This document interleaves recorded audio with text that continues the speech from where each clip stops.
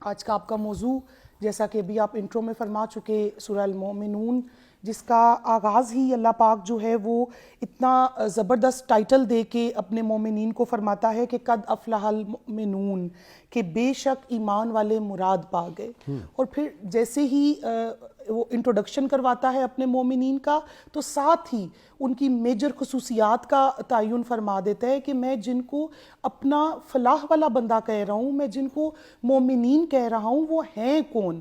اور ان کی پہلی خصوصیت جیسا کہ ابھی آپ فرما رہے تھے وہ ہے کہ وہ نماز پڑھتے ہیں، اور نماز صرف پڑھتے نہیں ہیں، عجز و نیاز کے ساتھ پڑھتے ہیں۔ سبحان اللہ۔ تو اس پہ جو ہے وہ ہمیں بہت زیادہ اپنے توجہ دینی چاہیے کہ خشوع و خضوع اور عجز و نیاز کے ساتھ نماز اللہ پاک جو ہے وہ حکم فرما رہا ہے۔ اور اس کے بعد جو اللہ پاک نے اگلی خصوصیت بتائی وہ ہے کہ وہ بیہودہ باتوں سے ہر وقت اجتناب فرماتے ہیں۔ ایسا نہیں ہے کہ بس کسی محفل میں ہوئے تو وہاں پہ جو ہے بیہودہ باتوں سے ہوگے محتاط ہوگے، بلکہ اپنی تنہائیوں کو بھی پاک کرتے ہیں، ہر وقت اجتناب فرماتے ہیں۔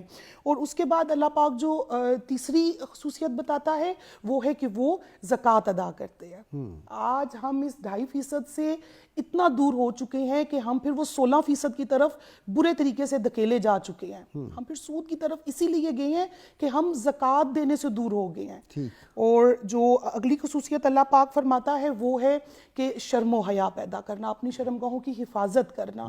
اور یہ بھی اس میں بھی جو ہے اللہ پاک نے جو ہے فرمایا کہ جو تمہارے حلال رشتے ہیں ان کے لیے حلال ہو جاؤ، اگر ایسا نہیں کرو گے تو خسارہ پانے والوں میں سے ہو جاؤ گے اور نقصان اٹھانے والوں میں سے ہو جاؤ گے۔ اس کے بعد پھر فرمایا کہ اپنی نمازوں کی حفاظت کرنے والے، کہ صرف نماز پڑھنی نہیں ہے بلکہ اس کی حفاظت بھی کرنی ہے۔ پھر ساتھ ہی بشارت دے دیتا ہے کہ جو یہ سارے کام کریں گے میں کیا کروں گا، ان کو پھر جنت کی بشارت دے دیتے ہیں۔ اور امانت کے بارے میں بالکل بڑا زور دیا گیا۔ امانت پہ اس پہ بڑا زور دیا گیا، جو اپنی امانت کا خیال رکھتے ہیں۔ اور امانت کا خیال بھی یہ نہیں ہے کہ بس کچھ وقت میں رکھ لیا، جب دل چاہا رکھ لیا، نہیں۔ پروفیسر، امانت سے مراد ہمارے لوگ تو یہ لیتے ہیں کہ میں نے آپ کے پاس چند پیسے زیور رکھ دیا تو کہا یہ میری امانت رکھ لیں۔ یہ جو قومی عہدے ہوتے ہیں، یہ جو مناصب ہوتے ہیں، یہ بھی امانت ہے۔ جی، ہمارے فرائض ہماری امانت ہے۔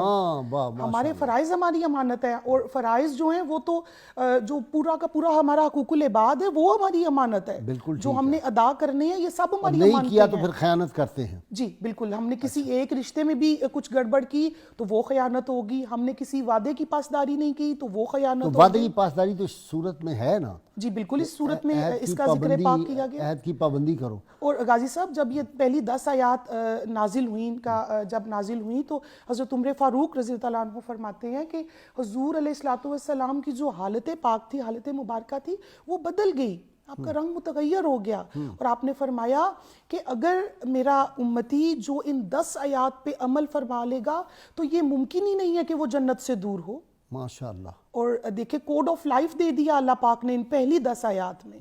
اور ان 10 آیات کے بعد جیسا کہ ابھی آپ فرما چکے، میں اس کی ڈسکشن میں نہیں جاؤں گی، کہ جو ہے پروسیس آف برتھ بتایا، اس کے بعد اللہ پاک نے جو ہے اپنے آسمان کا ذکر کیا کہ میں نے اس کی 7 پرتیں بنا دیے، 7 جو ہے وہ اس کی لہریں بنا دی، اور سائنس ابھی تک قاصر ہے ان 7 پرتوں کو ثابت کرنے میں کہ آیا کہ یہ 7 آسمان ہیں یا پھر یہ 7 لیئرز آف ایٹماسفیئر ہے یا کیا ہیں۔